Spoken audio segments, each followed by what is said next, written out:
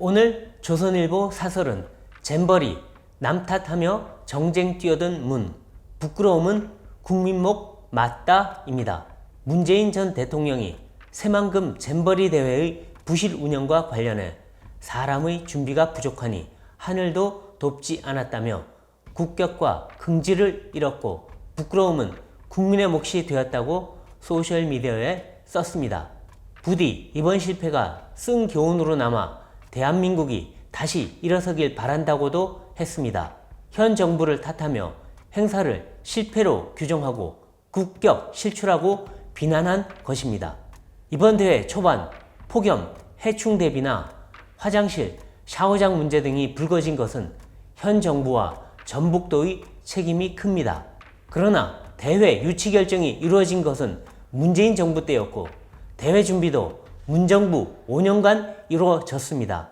나무 한 그루 없이 물이 흥건해 부적격지로 판명난 신규 매립지를 대회 장소로 결정한 것도 문정부 때입니다. 대회 관련 예산 상당액이 문정부에서 집행됐지만 배수, 전기 설비를 비롯한 기반시설 공정률은 37% 수준에 머물렀습니다. 그런데 자기 책임은 하나도 없고 모든 게 윤 정부의 준비 부족 때문인 것처럼 말했습니다. 문 전 대통령은 왜곡된 부동산 정책으로 미친 집값을 만들고 소득주도 성장 실험으로 일자리를 없앴으며 탈원전으로 에너지 100년 대계를 무너뜨리는 등 수많은 정책 실패로 국정에 무거운 부담을 남긴 장본인입니다. 그러나 잘못이 드러나도 한 번도 사과한 일이 없습니다. 오히려 5년 성취가 무너져 허망하다.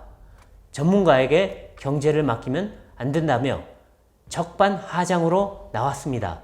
감사원 감사엔 무례하다고 꾸짖었습니다.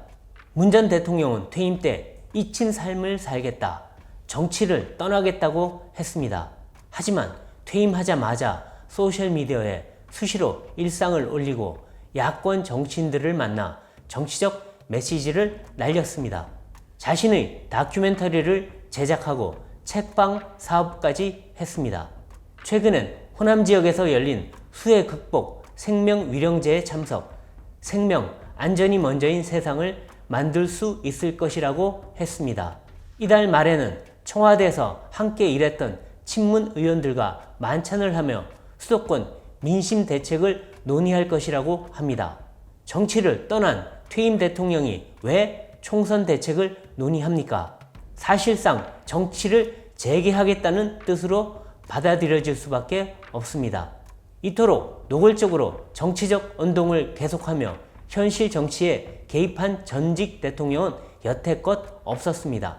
더 큰 갈등과 혼란이 일어나기 전에 은인자중해야 합니다. 오늘 조선일보 사설이었습니다.